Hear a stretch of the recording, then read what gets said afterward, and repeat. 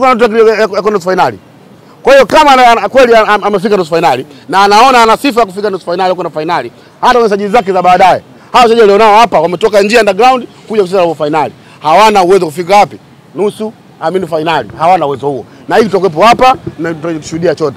Yanga Afrika tunakwenda kucheza kombe letu la klabu bingwa la ligi nyumbani kwa ajili ya kushiriki klabu bingwa msimu ujao na kwenda kujiuliza kwa nini tulishia robo finali. Bwana, nataka nizungumzie hili hapa.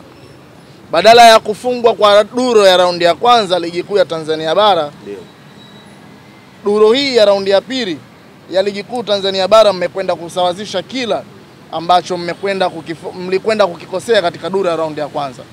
Tabora United goli 3-1 mkaenda kumfunga 3-0.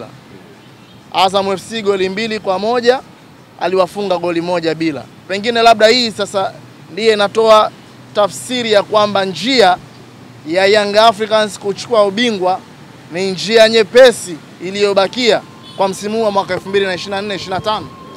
Na huo ndio tutazungumza ubora wa Young Africa. Huo ndio ubora wa Young Africa. Unaposema unakwenda kufanya marekebisho baada ya mzunguko wa kwanza, kuna sehemu ziko na mistake, unakwenda na unapata matokeo, maana yake wewe umegundua nini ulikuwa unakosea au wapi ulikuwa unataka kwenda ulikuwa umekosea. Ndio maana tumesema hivi, baada ya marekebisho haya hatuna mechi nyingine ya kufungwa. Tumefungwa na Azam, tukafungwa na Tabora United. Watu kuja TV mpaka stesheni hapa wakiamini kwamba Yanga imefanya imedoro. Lakini wakati wao wajiulize, wakati Yanga inafungwa na Azam, wakati Yanga inafungwa na Tabora, Yanga katika ligi gani, situation gani kwa wachezaji wao? Tulikuwa na majeruhi wengi sana, tulikuwa na nyingi sana tulikuwa na katika hivi. Lakini baada ya kurudi katika level, nani katia mguu? Wengine wanakimbia. Wengine wanakimbia. Wanasema tieni mguu kwa Simba, si huyu nusu. Hakuna Simba atakayetia mguu mbele ya Yanga hii. Hakuna, wenyewe wanajua hiyo bali. Kwa sababu wajua wangetia mguu, Simba tuangalie chumvi, hatuangalie damu mwaga uwanjani. Chinge mchapa tu. Kwa staili yote, mwimbo wa uwani. My wife hawezi kukimbia kulala nje ya nyumba yangu hata siku moja. Akilala sio mke wangu. Hawezi. Haiwezi. Haiji, haiwi na haitokei tena. Kuna watu wamewekewa chumvi. Wao kuona. Wao wamewekewa chumvi. Waona dada. Bwana, katika kijiwe changu cha stesheni kwa ajili ya kuangazia mambo mbalimbali yanayokuwa yakihusu michezo na burudani, mbele yangu ni naye Salumu Yanga. Tunaenda kuangazia taarifa mbalimbali, hususan kabisa ni ligi kuu ya NBC Premier League. Ule mfupa ambao mara ya kwanza ulitafunwa dhahiri shahiri hapo jana, vijana wameweza kutapika na watu wakaondoka na alama zao 3 muhimu katika ule uwanja ambao waliweza kuruhusu goli 1 kwa kurungwa jana, wakaweza kumpiga mtu goli 2-1, ila ingekuwa ni mchezo wa knockout hivi tunavyozungumza, Young Africans ingetolewa nje kwenye mashindano. Salum, kwema? Kwangu kwema. Sema upo. Tumshukuru Mwenyezi Mungu. Wana sports wako hapa, wana habari wako hapa.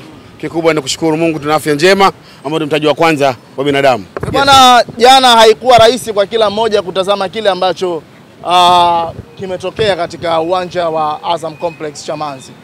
Mabao mawili kwa Young Africans. Kijana akafuta utepe Prince Mpumelelo Dube katika ardhi yake ya nyumbani. Mudathiri haya basi akaonesha sikuondoka katika uwanja huu, nina ufahamu vilivyo nyumbani na ugenini. Akatoa pasi, Prince Mpumelelo Dube akaandika bao, watu wakafurahia na kila mwananchi akaondoka na furaha kweli kweli. Liaje kwa mashabiki wa Young Africans? Mna furaha kiasi gani baada ya hapo jana kumweza kutokomeza baada ya raundi ya kwanza kufungwa dhidi ya Azam FC? Kwanza nikwambia jambo moja tu ambalo watu wengi au wana mtu wengi hawafahamu, na hasa wale wanaojiita madunduka. Wale hawajui kinachoendelea. Swali niuliza, kwanza nikao jiulize wewe, Azam na Yanga amekutana mara ngapi katika msimu hii? Nilipokutana naye mara 5, mara 4 nzima anakufa. Katika msimu huu. Umesikia? Na mimi nakupa in general. Mara 5 Yanga na Azam wanakutana, Azam anakufa mara 4. Sio neno vizuri. Kwa mantikio Yanga kumfunga Azam jana si swala la vigelegele. Sisi tushangilie kumfunga Azam. Sisi kuna jomba lake limetukimbia. Sisi leo tulikuwa yule tukimbia kwanza, tukipiga yule tupiga na shangazi, tumeza biashara. Kwa sababu ile kakimbia, jomba tukapiga pale, kani ni muendelezo. Kwa hiyo unaposema Yanga sijui kuandika kaifunga Azam, ni kwamba ni kuivunjia heshima Yanga. Kwanza kuivunjia heshima Yanga. Ubora wa Yanga ni ubora ambao katika misimu hii tunazungumza hakuna timu kupitia hapa Tanzania. Na ndio maana utaona hao wengine wote wanapiga bla bla tu. Maneno mengi ya kujifichia, lakini tunazungumza Young Africans ndio klabu bora kwa sasa hivi tangu tuna zaidi ya miaka 25 tukaingia faida shirikisho. Lakini msimu tulioingia shirikisho na finali moja kwa moja. Sawa? Yeye alikuwepo, alishiriki mwaka 93 finali. Sawa? Kama wanasema wenyewe wanajitahidi kuzungumza kuificha hapa iko vipi. Lakini kama alishiriki kwa mashindano ya kafu, sawa, na ni mashirika ya nani? Ya kafu. Waliingia hapo. Hakuna sifa yoyote Simba ambaye atajivunia sasa hivi kama atakuwa hajaleta kombe nyumbani. Kwa sababu hakuna kipya. Msimu Yanga anashiriki shirikisho, anakwenda finali. Msimu wa pili Yanga anapo finali klabu bingwa. Nani anakataa? Mpaka Yanga leo tunazungumza hivi, Yanga anagombania kujiuliza kama msimu uliopita alishia robo finali klabu bingwa, sio shirikisho. Mtu anapojisifia katika shirikisho, maana ajisifia upuzi wake ulivyo. Kama mwanao wa kwanza msimu wa kwanza ameshika nafasi ya kwanza, msimu wa pili, wa tatu huyu anapanda na shuka. Huyu anashuka. Sawa?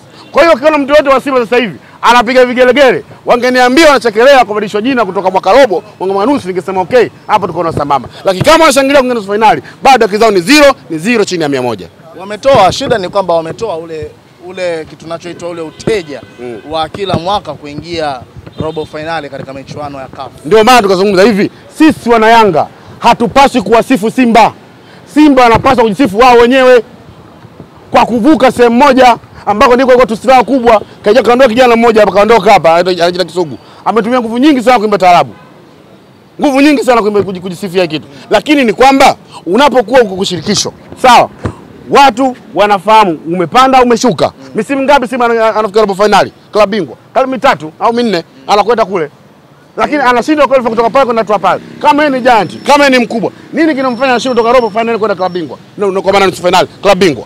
Anaishia pale, leo anavaa koti na mawani makubwa sana kujisifia hapa, amefika nusu finali shirikisho. Uone kama ni upuzi mdogo.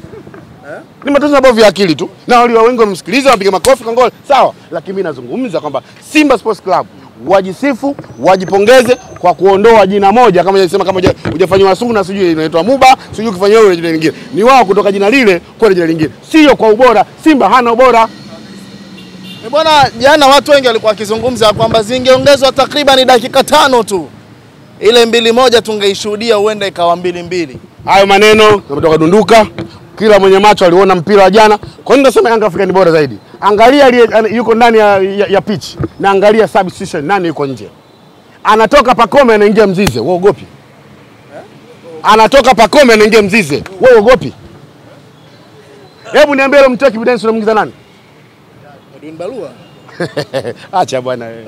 Kuna vitu vya kuzungumza mwingine msema hivi. So Simba wako kwenye sehemu ya kujificha. Naona na ndio maana utaona kwamba wamefanya sherehe kubwa sana kufika nusu finali. Sisi Young Africans lengo letu ni moja tu, kuchukua ubingwa makao wa Premier League, sawa? NBC. Baada hapo tukajiulize why msimu uliopita tumeshia robo finali. Unachotakiwa kujiuliza, kwa Simba amekwenda mara 5 klabu bingwa, sawa, robo finali. Unakwenda kufanya sajili aina gani? Wenzetu ambao wako mbele kimpira, kama timu wakao imefika robo finali, anachoangalia sio kuvunja timu ambayo imefika robo finali. Aongeze nini baada ya robo finali ili afike nusu finali. Wewe kila msimu unavunja timu mpya. Leo utakwenda nayo. Mchezaji unamsajili